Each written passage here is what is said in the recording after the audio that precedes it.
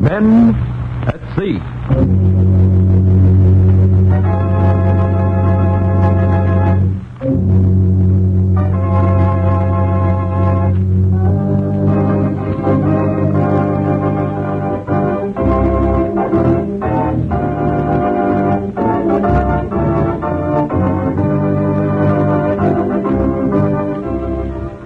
The National Broadcasting Company, in cooperation with the War Shipping Administration, presents the fourth in a new action series, Men at Sea.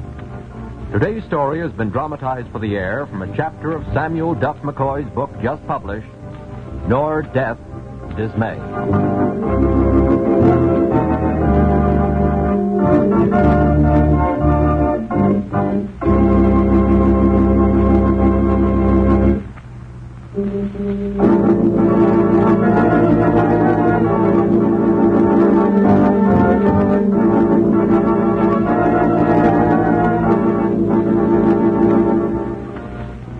This is the story of a merchant ship, of an old hog islander, launched just too late to serve in the World War I, but who lived to serve in World War II. This is the story of the expert of the American export line. Slow and unlovely, not so speedy a ship as a Victory ship, nor so majestical a ship as the Queen Mary. But she will serve. She will serve.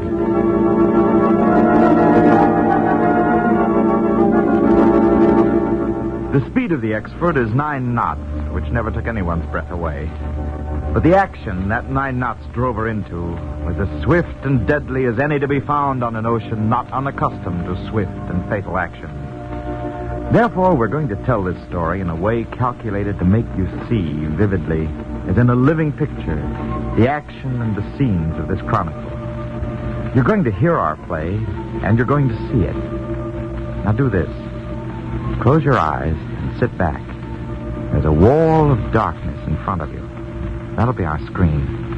Our voice will be the projector that will illuminate that screen. We're going to project moving, living pictures on that screen for you. Ready? Then follow the camera with us. Here is an action in the North Atlantic. Action in the Arctic. Here is the story of American export cargo ship Exford. Follow the voice of the camera. Listen and see. See. Sequence 1. Exterior. Full shot. A steamship here on the Atlantic seaboard. Much industry. Smallish, oldish merchant ship being loaded. Cranes, longshoremen. On the pier are neatly stacked boxes, thousands of them. Military guards are about and watchful. Dissolve to close-up. Close-up of neatly stacked boxes. All of them bear the same neat stencil, TNT. Dissolve interior shot. Dissolve to the port officer's office. The port officer and Captain Roy Ulrich of the Exford are in conversation. How soon do you think you'll be able to clear, Captain Ulrich? We're trying to keep traffic moving pretty briskly. We sail in half an hour, sir. Perhaps sooner. Fine. Splendid. Well, that's all then, Captain, except my very best wishes. Thank you, sir. Only you needn't be quite so melancholy about it. Oh. Sorry if I was pulling a long face. You were. Well, sorry. Weakness of mine. I seem to take these TNT and high-octane cargoes a lot more seriously than you shipmasters. I'm not worried. I'm joining a small convoy in New York and probably travel with a big one all the way from Iceland to Archangel. I'd feel better about you fellows if you carried armaments of some kind, though. Well, that would be nice, but we've got a good ship under us. A lot of sinkings lately in the North Atlantic, Captain. That's a cheerful thought for today.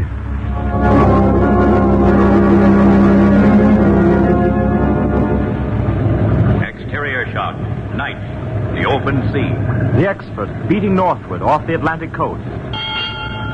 1:30 a.m., April the 11th, 1942. Cape May lies behind in the surging darkness. Seagirt is off the port beam.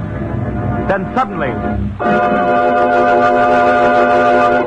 Long shot. The dark, heaving ocean beyond the Exford starboard rail.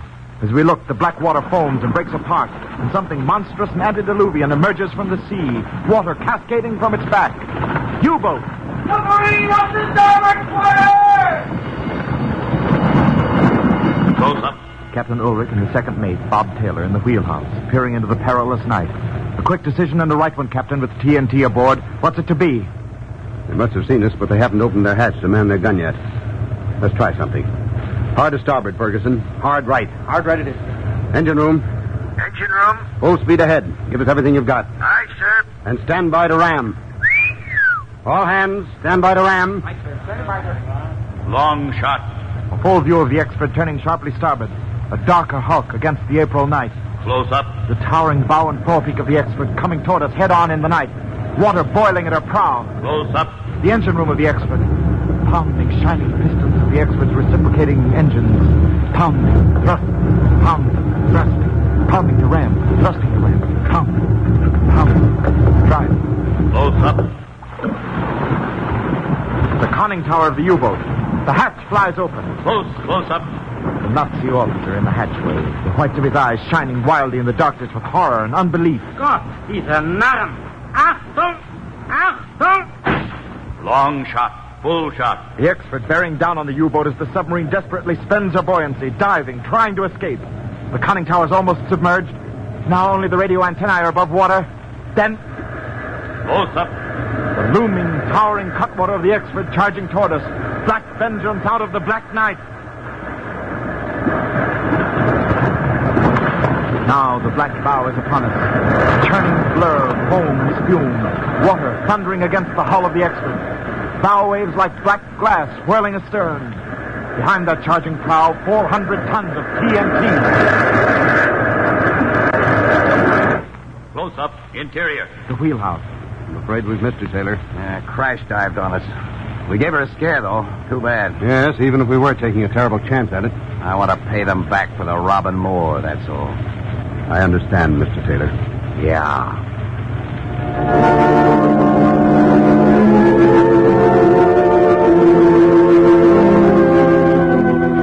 Close up. Second mate Taylor's face. His eyes are narrowed and calculating. This is Bob Taylor, one-time mate of the Robin Moore, first American cargo ship to go down before the Nazi onslaught. Now, second mate of this, the expert. He will not forget. Fade out slowly.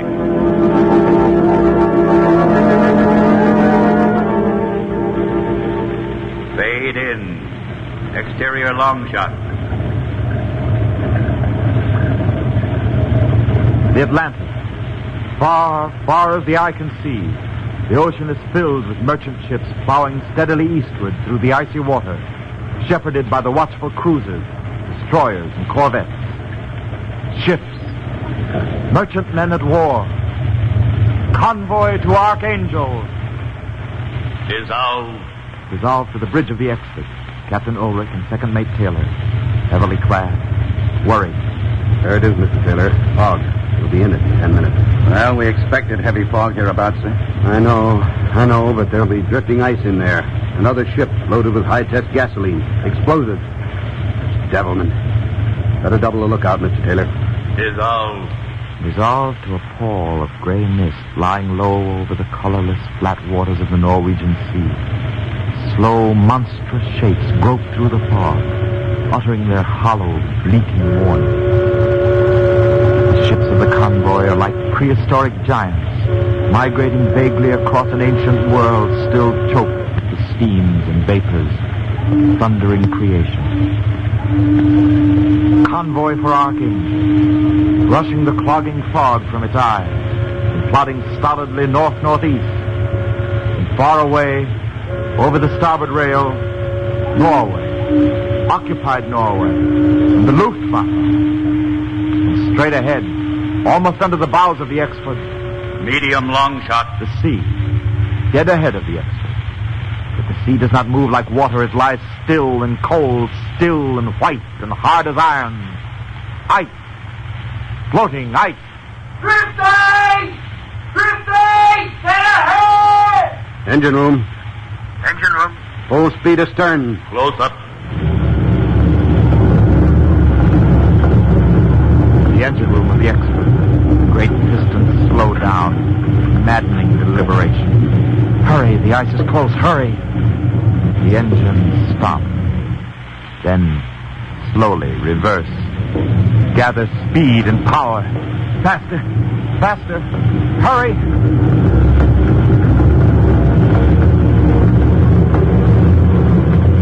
Medium long shot, full shot. The expert, bearing down out of the fog, bearing down on the silent, impassive ice.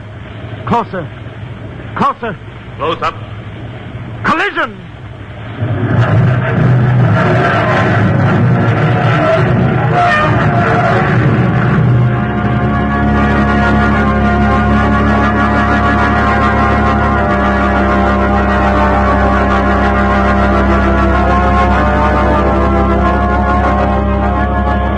Medium close up. The fog-shrouded bridge of the expert. The damage is being surveyed. The course of action decided. The whole forepeak smashed in, Captain. Stem broken beyond hope. Forward hold flooded. Get collision mats and tarpaulins over the bow. Not that they'll prevent any further flooding. Well, they might help save our bulkhead. Any forward speed might burst the bulkhead, and we'd be wide open to the sea. Look there, Mr. Taylor. They're signaling us back from the cruiser. Long shot. Far out across the fog, a light blinking and winking from the Commodore's cruiser. Close up. Do they know our damage, Captain? Yes. Let's get this. Yes. Mm-hmm. Let's see. Mm-hmm. All right. The Commodore says so. We'll go back to Iceland for repairs. Well, anyhow, we'll try to get back.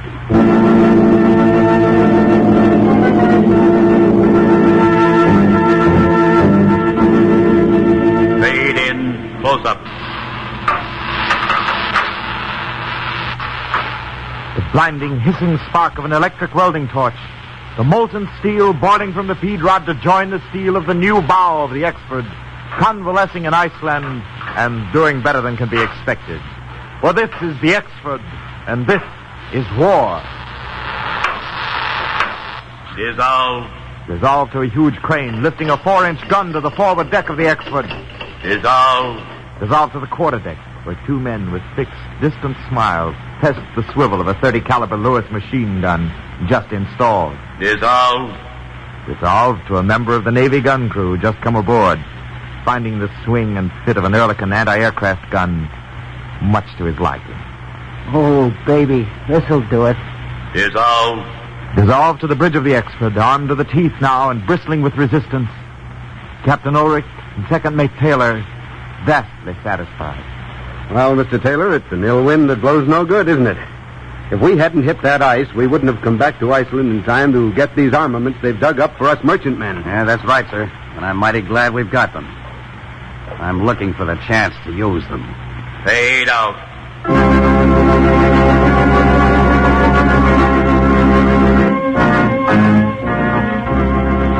Fade in. Panoramic shot. To sea again. A new convoy, enormous and rich. The new convoy's a juicy plum for the Nazi raiders when they come, and come they will.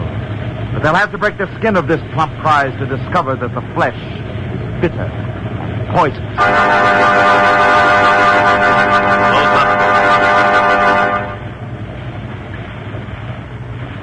Captain Ulrich looking upward through a pair of powerful binoculars. Taylor at his elbow. What is it, sir? Can't quite make her out. A big plane and a fairly slow one. It doesn't seem disposed to attack. Wait, she's a Nazi. I see the crosses on her wings. Oh, fine. Scouting us, getting our strength and position and speed. That means we're in for it, Mr. Taylor. We are most definitely in for it.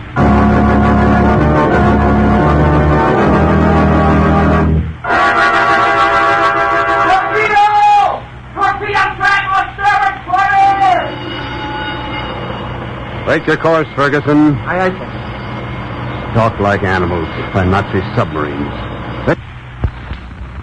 They must have been on our trail for days collecting strength for this attack. But we can't see them. We can't fight. Now, take it easy, Mr. Taylor. We'll get our chance. This isn't the main attack. At the least, it's a diversion. At the worst, it's the beginning of the full-scale attack. The Nazis have a lot of planes based on Norway and Petsamo.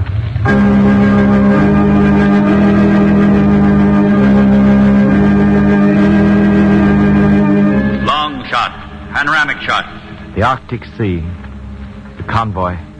Another dim morning following upon another dim Arctic night. The submarines still trail the convoy. Everyone knows it. It's the 15th of September, the day that Captain Roy Ulrich of the American export cargo ship Exford received full vindication as a prophet of Armageddon. It's a day for episodes so colossal that they shall haunt that bleak, flat ocean for eternity. Events of such terrible energy that they shall live forever on that sea. And sailors of many generations hence shall come ashore to say that they have seen the dreadful ancient battle of the Archangel convoy of September 15, 1942, reenacted on the haunted ocean. It's the 15th of September. The cruisers and destroyers are nervous of their charges. The wolf pack is still prowling on the convoy's heels. And the consequence of that Nazi scout plane must yet appear. The Luftwaffe. Where is the Luftwaffe?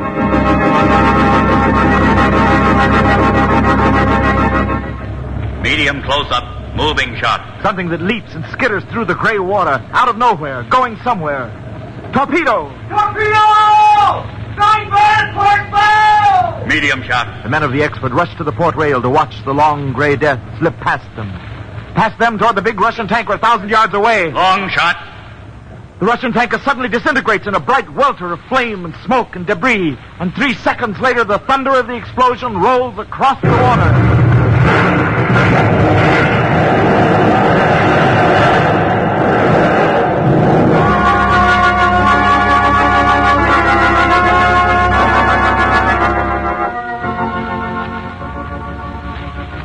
And here on the gloomy northern sea, begins the paraphrase of the ancient legend of the Northmen.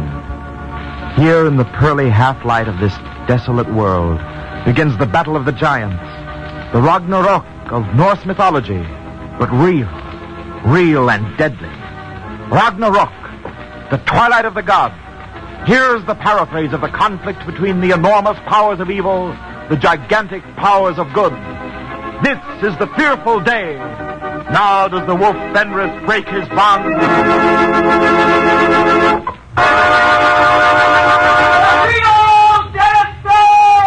Now does the Midgard serpent rise out of his bed in the sea and Loki join the enemies of the gods. Achtung! Torpedowaffe! Achtung! Montage. Phantasmagoria. Confusion of disasters. Procession of nightmares overlapping. Bells ringing wildly. Men leaping to their battle stations. Close up. Corvette smashing through the gray water, firing furiously. Close up. A destroyer. Death charges. Tin cans flying to the right and the left from the Y guns. Giant geysers of water hunching lazily upward. Aerial shot. The convoy. Ships like panicky bugs breaking course, zigzagging here and there, dissolving here and there in roaring columns of flame and smoke. Close up. Moving shot. Torpedo! Torpedo again, streaking stupidly, impersonally through the dead gray water. Close up. The sailor, paralyzed with horror. He opens his mouth to cry a warning. Ah! Crash of torpedo contact. A column of water and flame, hiding the sailor. Long shot. The cruiser charging through the boiling water, turret guns blazing and bellowing. Moving shot. Close up. Torpedo again. He's alive with the long, slim death. Then, oddly, terrifyingly, another torpedo crosses the wake of the first torpedo. Alive with death, the sea reeks and squirms with murder. Long shot. The munitions ship flies to pieces in a howling display of sound and streaking, sparking fire. Panoramic shot. The entire convoy firing. Mushrooms of heavy smoke squat motionlessly over some of the vessels. Full shot. Moving. Destroyer and depth charges. The lazy water spots again. And the destroyer whips around on a new leg of its depth bombing pattern. Close up. Tons of water crashing back into the sea. Swirling, eddying, foaming. Then... Close up. A blob of oil widening on the water. Then a wooden grate sidling to the surface. The blood and the bones of the Midgard serpent, risen from the evil muck. And now, the consequence of that Nazi scout plane in the sky. On the horizon, a thin black line racing toward the convoy. Nazi bombers thundering out of the mists of Norway to join the wild, weird battle in the north. Medium close up. Full shot. Nazi dive bomber. Ugly. Efficient. Others stepped up behind it and to the left. Close up. Nazi pilot. Wooden face. Inscrutable. Looking down. Long shot. Aerial view. The scattering convoy. Flame. Smoke. The crazy zigzag wakes of ships. Close up. Nazi pilot again. He points down with his thumb. Reaches to turn the bomber over on its back for the dive. Close up. The bridge of the Expert. Captain Ulrich gazing up. Seeing the bomber. Seeing the black bomb separate from the belly of the killer. Hard left. Port your helm hard over. Hard left it is.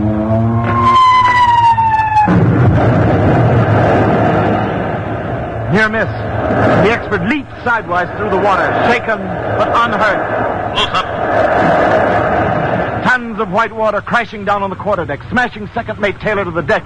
But he holds onto his Lewis gun. He's not swept overboard. All right, you nasty rat. Let's see you try that again. Let's see you make another pass like that. Come on! Panoramic shot. Convoy flinging up a curtain of anti-aircraft fire. Ships burning. Bomb bursts in the water and some hitting their target. Medium long shot. Full shot. A British escort carrier. British fighter planes racing down the flight deck, rising steeply into the air. Another plane being wheeled to the starting line. Close up. The Expert's Ehrlichen gun blasting away steadily, defiantly. Close up. Second mate Taylor alerted his machine gun. He's following something down through the sky. Suddenly, he's tense, eager on the trigger, swinging the muzzle around and upward, and waiting. Suddenly, the battle ceases to exist for second mate Taylor of the Expert. Only one enemy, that dive bomber slanting down at him.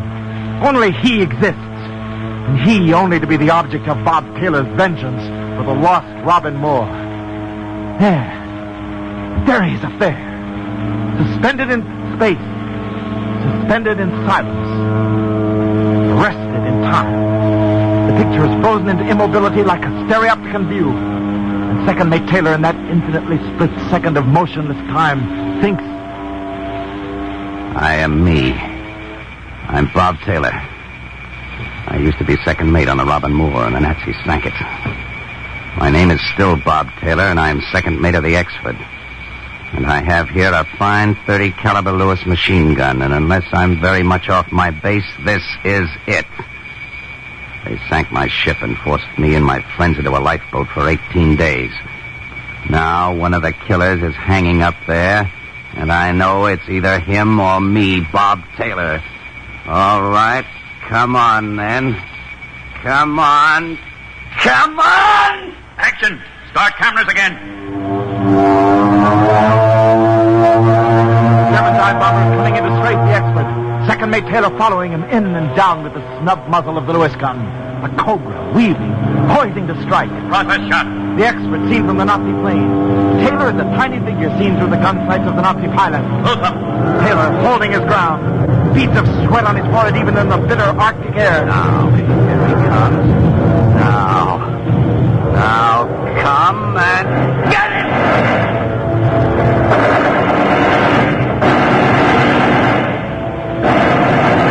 Taylor whirled, still firing, his teeth white and bare in the wintry gloom, in the gloom of battle.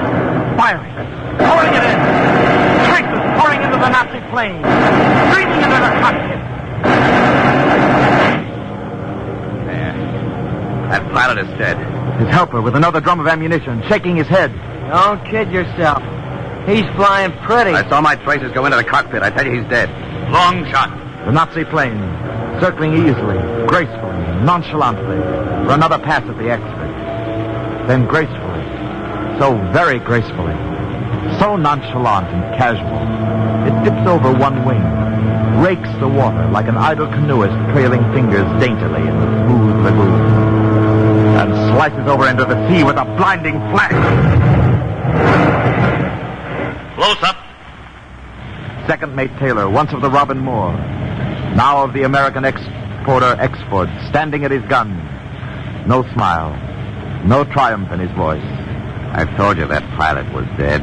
No triumph, only fulfillment. That's for the Robin Moore. He looks up at the sky, and now at last he smiles. Long shot. The sky. The enemy bombers are in full retreat. The British planes from the escort carrier have done their work. The ack from the merchant ships and warships have taken their toll. The dim, weird battle of the North is over. The preview of Ragnarok is over. The convoy tests its wounds, and they are many. The Exford looks for her own, and there are none. This time, she has made the wound.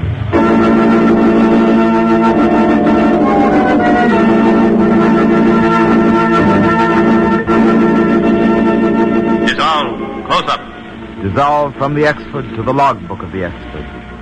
Captain Roy Ulrich writing in carefully. September 21, 4 o'clock. Arrived Archangel.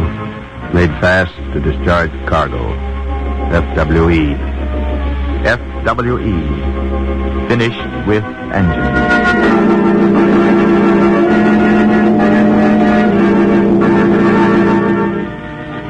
Such is the narrative of the American export liner Export that finished with engines against the might of Nazi Germany in the full flush of her arrogance. One day peace will come, and the courageous ships will shed their weapons. And perhaps, as the Norse legend prophesies, out of that weird, dim battle of the North, out of Ragnarok, will arise a new earth, and wickedness will be no more. And man, preserved, shall live in peace and not in war. So saith the legend. So be it, if the brave ships can make it so. The ships and their men, the few, the very choice, the taciturn, whom fate can never surprise, nor death dismay.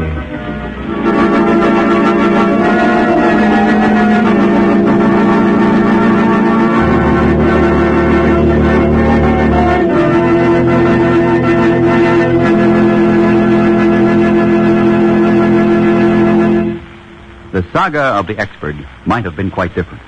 It was the seasoned crew aboard her that made her rise above other ships. It was the officers and crew that were undefeatable. Men who have been to sea, men with a shipboard knowledge and skill, are needed badly in the merchant marine today. If you have ever shipped as a mate, engineer, AB, cook, baker, or radio telegrapher, there's an important job for you right now aboard one of the modern Liberty or Victory ships. You'll find food and quarters vastly improved since you last sailed. You'll discover that wages and bonuses are better. That the American merchant marine, now the largest in the world, will offer good opportunities for peacetime jobs when the war is won. Many more improvements and considerations will greet you. If you now hold, or have ever held, a license or certificate as mate, engineer, AB, cook, baker, or radio telegrapher, why don't you come back to sea? Wire collect to Merchant Marine, Washington, D.C. Give your name and address, qualifications, and when you'll be available. Remember, wire collect, Merchant Marine, Washington, D.C. The series Men at Sea is a public service feature presented by the National Broadcasting Company and its affiliated independent stations in cooperation with the War Shipping Administration. Today's script was dramatized from a chapter in Nor Death Dismay by Samuel Duff McCoy, a book just off the press. The dramatization was by Milton Geiger. In the cast, Barry Kroger was the narrator. Others included Stotts Coatsworth, Ted Jewett, Howard Smith, Owen Jordan, Barry Hopkins, and Martin Brandt. The production was under the direction of Herbert Wright. This is the National Broadcasting Company.